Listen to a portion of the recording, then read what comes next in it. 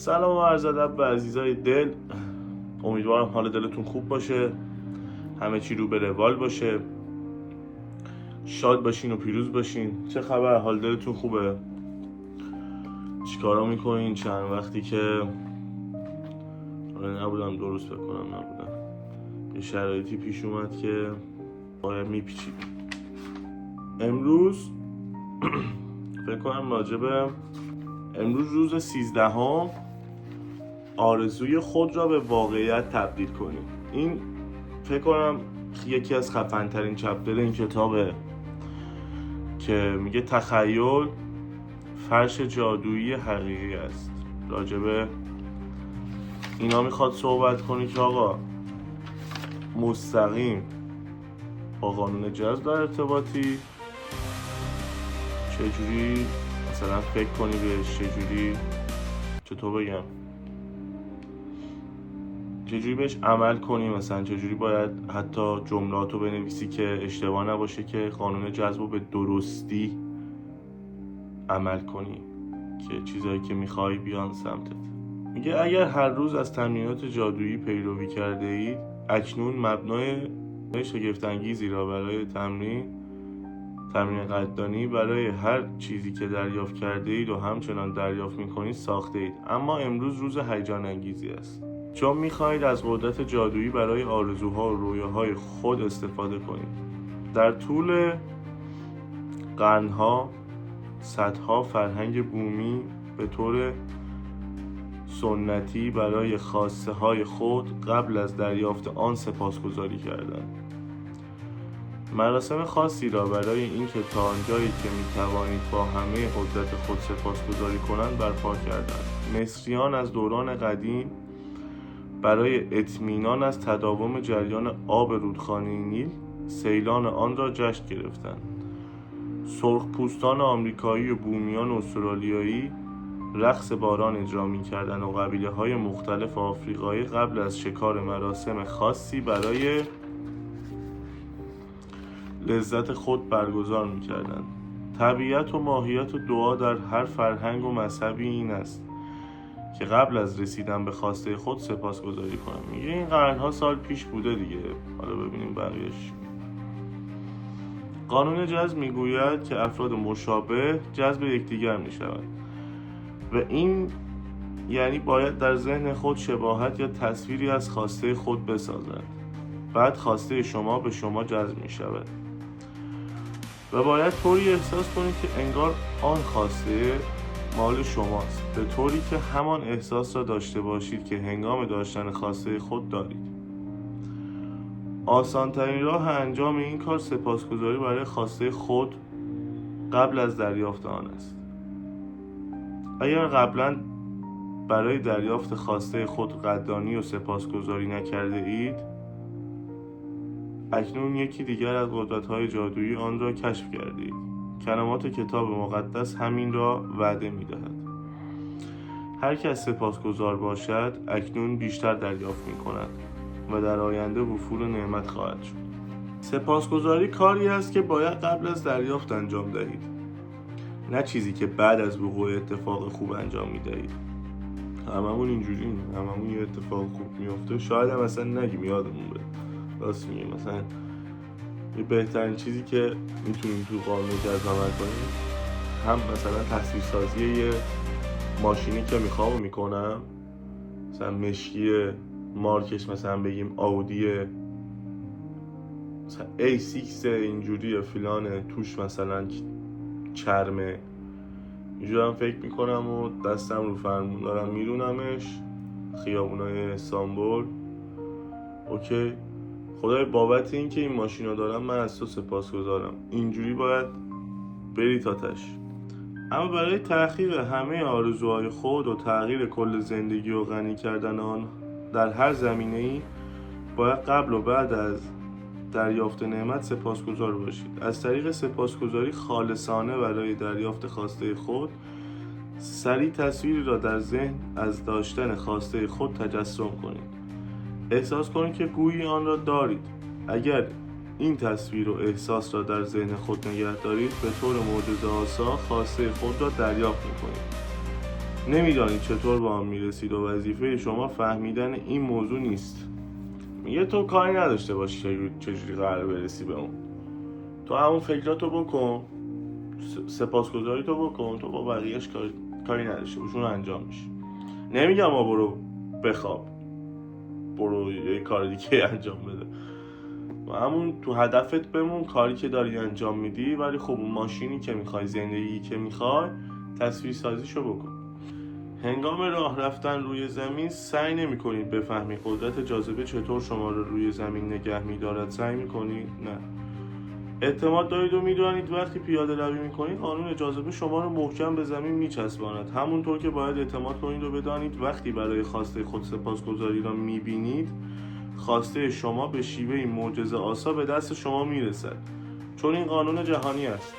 تمام شد و رفت دیگه. تو وقتی دعا میکنی و میگی سپاسگزارم و من اینو میخوام اونو میخوام، جوری که مثلا اعتماد داری که کف پات به زمین میخوره، اونجوری هم باید اعتماد داشته باشی که آقا این کار انجام میشه.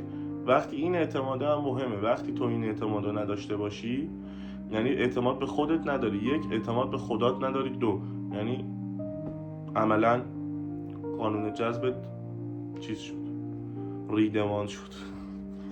همین حالا چه چیزی را بیشتر از همه می‌خواهید؟ در ابتدای کتاب از شما خواستم خواسته خود را در هر زمینه از زندگی خود دقیق مشخص کنید. اگر قبلا این کار را نکرده اید، حالا وقت آن رسیده است. به سراغ فهرستی که تهیه کردید بروید و 10 تا از مهمترین خواسته های خود را برای این تمرین جادویی انتخاب کنید. می توانید 10 خواسته خود را برای زمینه‌های مختلف زندگی خود انتخاب کنید. مثل مال، سلامت، مسکن، روابط. شاید بخواهید 10 مورد را در یک زمینه‌ای که واقعا خواهان تغییر آن هستید انتخاب کنید، مثل کار یا موفقیت. درباره مهمترین خواسته خود خیلی شفاف و دقیق باشید، به طوری که بتوانید شاهد تغییر جادویی حاصل از این تمرین باشید. تصور کنید که برای این 10 خواسته خود با جهان هستی و در نظم جادویی قرار گرفته اید، زیرا در حقیقت با استفاده از قانون جذب دقیقاً همین کار را انجام می دهید. پشت کامپیوتر خود بنشینید یا قلم و دفتری در دست بگیرید و فهرست جداگانه از 10 تا خواسته های اصلی خود را به روش زیر تهیه کنید، طوری که گویی آنها را به دست آورده اید. من بابت جای خالی سپاسگزارم، سپاسگزارم، سپاسگزارم.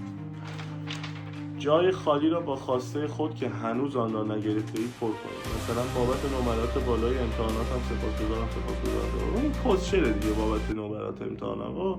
ببخشید حالا اینجوری صحبت میکنم، ولی خب چرا باید بابت نمرات امتحانم مثلا سپاسگزار باشم؟ خب اوکی، یکی که درس میخونه، یعنی این ذهن، اینم تو، کتاب دستته، من اینو دوبار بخونم کلا میتونم به تو سامرایز کنم. خب اونم میخونه یاد میگه. تو بچسب به زندگیت بابا، بچسب به چیزایی که مثلا دوست داری و میخوای.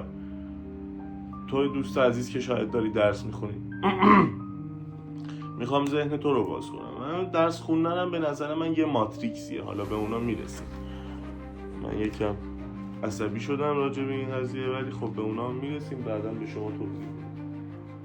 خب بابت نمرات بالای امتحاناتم سپاسگزارم، سپاسگزارم، سپاسگزارم، چون مرا به دانشگاه دلخواهم وارد میکنه. بابت این خبر مهم که بچه دار میشویم سپاسگزارم، سپاسگزارم، سپاسگزارم. خلاصه کلی مثال زده اینجا. بابت پول غیر منتظری که به دستم رسید و همان مبلغ مورد نیاز برای سفر به اروپا سپاسگزارم، سپاسگزارم، سپاسگزارم. بابت 2 برابر شدن ارقام فروش این ماه سپاسگزارم، سپاسگزارم، سپاسگزارم. وقتی کلمه سپاسگزارم را 3 بار پشت سر هم می نویسید، کار قدرتمندانه ای انجام می دهید، زیرا مانع دور ریختن کلمات می شود و تمرکز شما را برای سپاسگزاری قدردانی زیاد می کند. تکرار 3 بار سپاسگزارم فرمول جادویی است، زیرا عدد ریاضی است که برای همه آفرینش جدید جهان هستی به کار می رود. مثلا 1 زن و 1 مرد 1 نوزاد به وجود می آورند. مذکر و مؤنث و نوزاد در جمع 3 نفره هستند که آفرینش جدید را کامل می کنند. اما قانون ستایی برای آفرینش چیزی که در جهان هستی به کار می رود، از جمله آفرینش آرزوها و خواسته های شما. پس وقتی 3 بار پشت سر هم میگویی سپاسگزارم، از عدد جادویی آفرینش و فرمول الگوی جادویی استفاده کنید. مرحله بعدی همه خواسته های خود را به حقیقت تبدیل کنید است. شامل اشباع کردن خواسته های شما با قدردانی بیشتر می شود. می توانید مرحله دوم را هر بار در طول امروز کامل کنید. هم می توانید در حین تهیه فهرست از 10 تا خواسته مهم خود یا در طول روز نوبتی این کار را انجام دهید.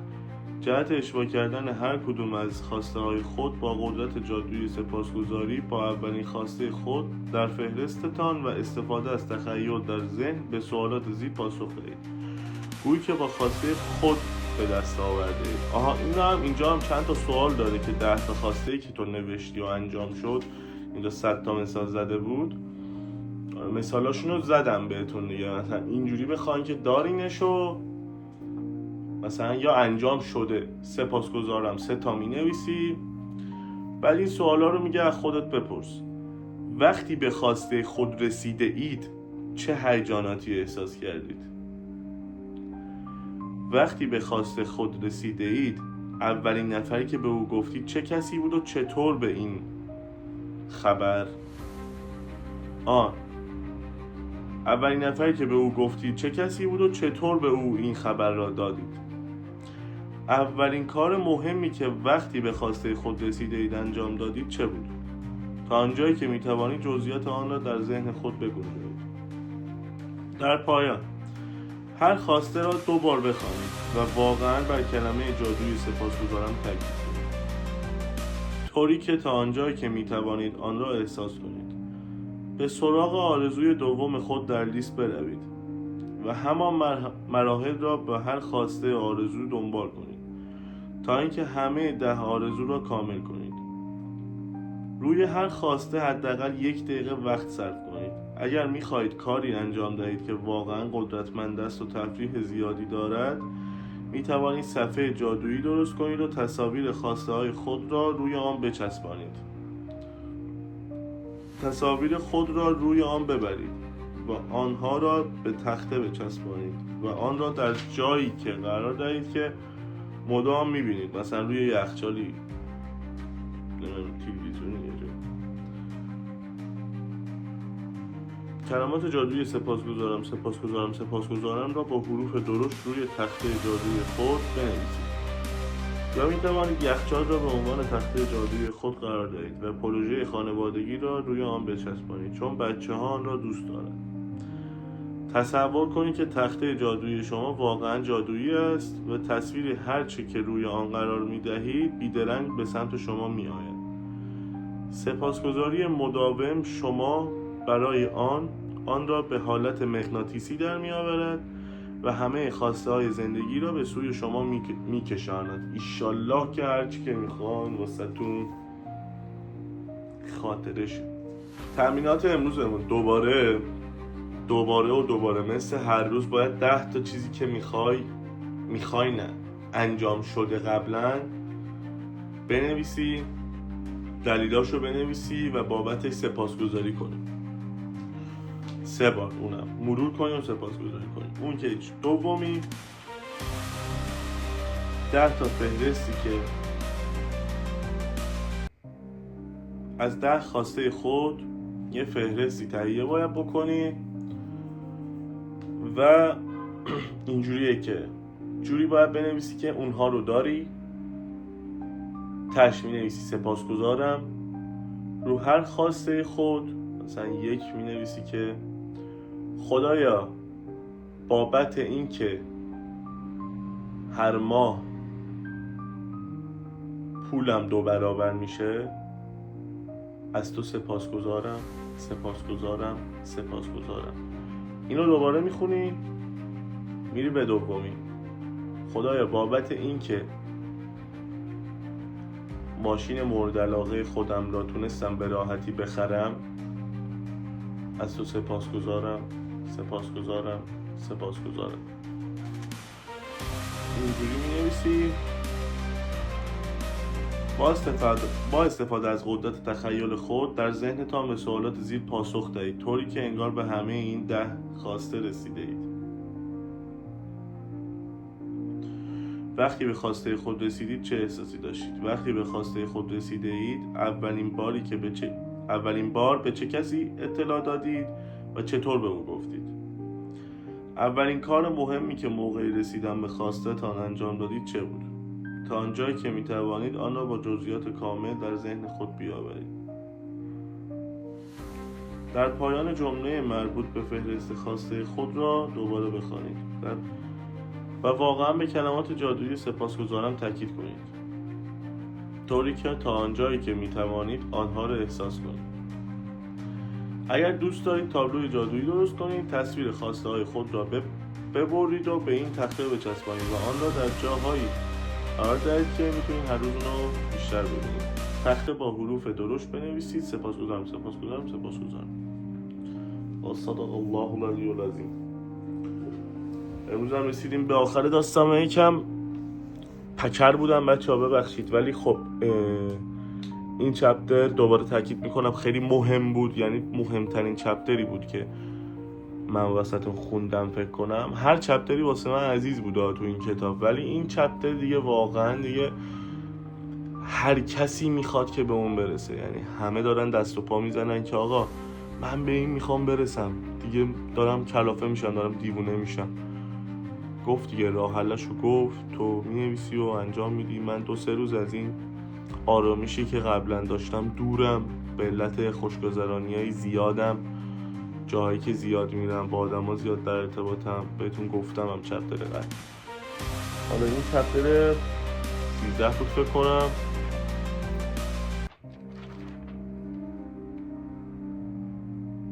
آره چپتر 13 هم بود. یعنی این کتابه 12 روز روی ناخودآگاهت کار کرد، کار کرد، باعث شد که تو بعضی چیزا رو درک کنی. بعد گفت آقا آرزوی خود رو با واقعیت تبدیل کنی. این تصادفی نیست سلطان. تو وقتی این کتاب رو میخری، این کتاب میدونه اصلا تو ازش چی میخوای. این هم سر راهت قرار داده دیگه. 12 روز روی ناخودآگاهت کار کرد، 13مین روز کرد که آقا چی کار باید بکنیم، و رفته داره این کتاب جذابتر میشه برای من.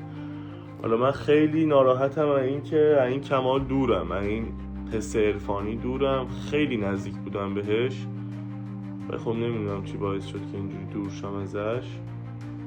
خلاصه دوباره قراره برگردم به این حس و حال، اصلا قرار نیست زیاد طول بکشه. و منم 10 موردی که میخواستم و نوشتم در واقع، ولی هر دفعه که این یک چپتر رو، مثلا من یک چپتر رو 3 بار 4 بار میخونم، این 4مین باری بود که فکر کنم این چپتر رو خوندم، بیشتر آگاه تر میشم، بیشتر میدونم باید چی کار کنم. این چی میگم؟ چون خودم یه بار میخونم از روش و اونو همون لحظه عمل میکنم، میگم که خب یا بعد دومین باری که اون چپتر رو میخونم میگم که بعضی چیزا ناقصه، سومین بار میگم بازم ناقص بود. اینجوری میشه. امیدوارم که به خواسته هاتون برسین و به طور خیلی ایزی، خیلی راحت، تو دلتون هم هیچ دلهوره‌ای نباشه بچه‌ها. به نظرم اصلا نیازی به ریپیت نیست. خیلی دوستتون دارم، مواظب خودتون باشین. امیدوارم آرزوهاتون خاطرشن. عشقین. چاکس.